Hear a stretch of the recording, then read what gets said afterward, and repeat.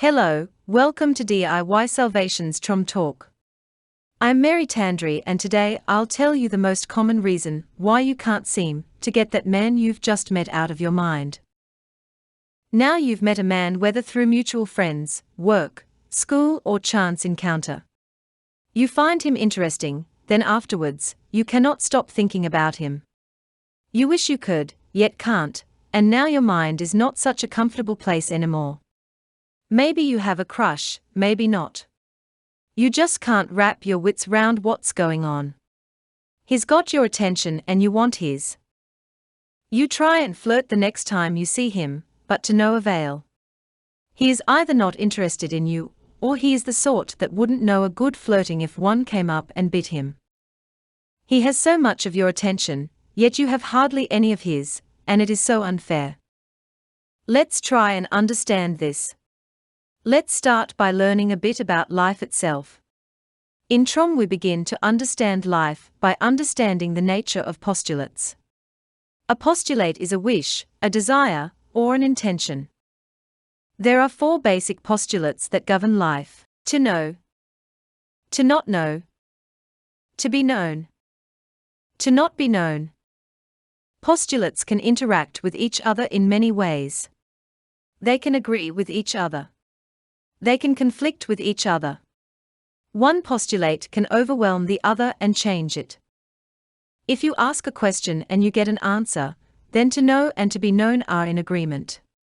If you play hide and seek, your to know postulate is in conflict with your opponent's not be known postulate, seeking being the to know postulate, and hide being to not be known.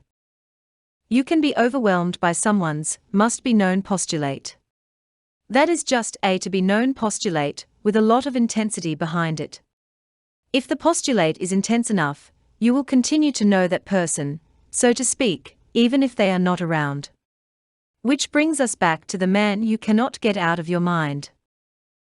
Now, why can't you just forget about this guy and get on with your life?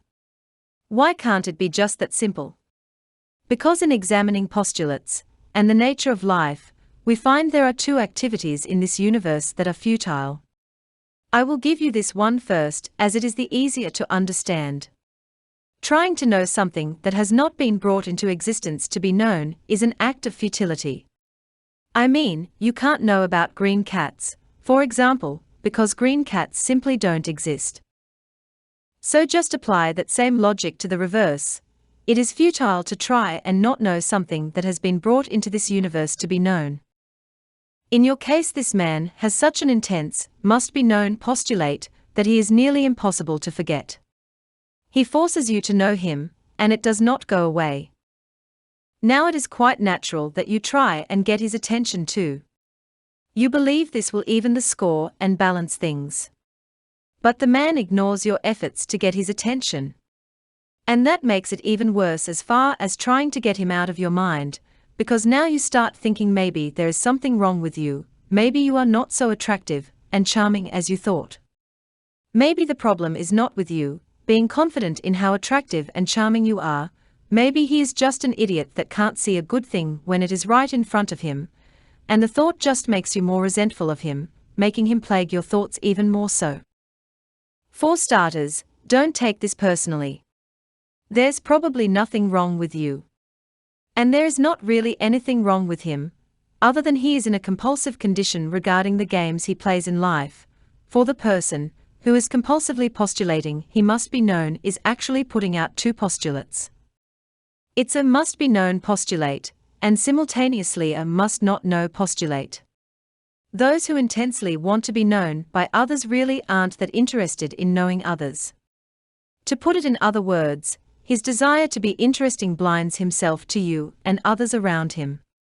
He wants all the attention, and gives practically none. If this sounds strange, think of 2 people at a party showing off, telling jokes, and all that sort of thing, trying to get everyone else's attention. The 2 of them are not really interested in each other at all. One is trying to be more interesting to everyone else than the other. Similarly, if you are trying to get a man's attention that has so thoroughly gotten yours it overwhelms you, chances are you'll get everyone's attention but his, some of it unwelcome at that. He's already won this game before you've even started. You are the one preoccupied with him, and not the other way around. So what in bloody hell can you do about this mess? The simplest answer is to just plain know him. If you cannot do this in person, you can at least postulate, or in other words intend to know him, and know him willingly, and this may ease some of the tension, as you are now no longer engaged in this futile activity of trying to not know something in your mind that is clearly and plainly there. Also, you need to change your postulate of trying to be known to him by deciding you are going to be unknown to him. You are no longer going to make a fool of yourself by trying to get his attention. Now this doesn't mean you have to go hide in some corner like a child, nor does it mean you have to be rude and not say hello when you see him. You just aren't going out of your way to try and get him to notice you. But you do make sure to know him. Eventually you will wear down his postulate of to be known to you, and though you won't be able to just make him vanish out of your mind or out of existence for that matter, at least now you have some control over your thinking regarding him. You can think about him or not think about him. You can take him or leave him. And you may just wear down his not-know postulate on you, seeing as you are not resisting that either. He may get curious about you and take notice of you finally. And if you do like the guy, this is the time to let him know you. Just don't overwhelm him.